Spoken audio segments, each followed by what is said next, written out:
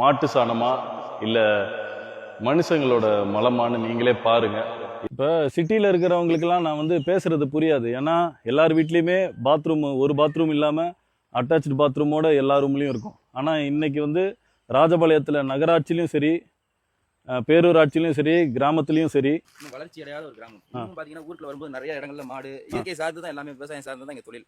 டெவலப்மெண்ட்ஸே இந்த கிராமத்துக்கு இருக்காது, சோழசேரி கிராமத்துக்கு. இது எப்படி இருக்குதுன்னா, அப்படி இருக்கிறதுனால அவங்க வீடு எல்லாம் புதுசா கட்டல, எல்லாமே பழைய வீடுகள் தான் நிறைய இருக்குது. அவங்க யாருமே கழிவறை வச்சு இங்க கட்டல வீடு, கழிவறை இல்லாம தான் இங்க நிறைய வீடுகள் இருக்கு. அப்ப அவங்களுக்கு பெண்கள் கழிவறை போகணும்னா பொது இடத்துல தான் போகணும், அப்படி ஒரு சூழல். அப்போ பொது வழியில இருக்கிறது அரசு தான் அவங்களுக்கு தீர்மானம் நாங்கள் கட்டி கொடுக்காம இருந்தது, பராமரிப்பு பண்ணாம இருந்து இடிஞ்சு விழுந்துச்சு. இப்ப இந்த பில்டிங்குமே வந்து ஓடையில தான் இருக்குன்னு சொல்றாங்க. இந்த பில்டிங் ஓடையில இருக்கும் போது அப்ப இங்க வந்து நம்ம ஓடையில கட்டக்கூடாதுன்னா என்ன அர்த்தம்? இந்த பில்டிங்கும் எவ்வளவு கிலோமீட்டர் தூரம் இருக்கு, ஒட்டின மாதிரி காம்பவுண்டு. இதை கட்டும் போது இதை கட்ட தெரியாதா? 2026 ராஜபாளையத்துல இன்னும் வந்து பப்ளிக் டாய்லெட் இல்லாத ஒரு நிலைமை தான். எல்லாரும் அங்க ராக்கெட் விடுறது அது இதுன்னு பேசிக்கிட்டு இருக்காங்க. ஆனா இங்க தமிழ்நாட்டுல ராஜபாளையத்துல ஒரு பப்ளிக் டாய்லெட் கூட இல்லாதது தான் நிலைமை.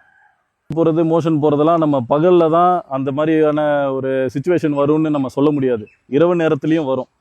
இங்கே இருக்கிற பெண்கள் எல்லாருமே இரவு நேரத்தில் இந்த மாதிரி ஒரு ஓரமாக ஒதுங்கும் போது கூட சில பாலியல் தொந்தரவுகள் வருது. இதெல்லாம் கட்டுப்படுத்தினாலே நம்மளுக்கு முக்காவாசி பாலியல் பிரச்சனைகள்லாம் சரியாயிரும்.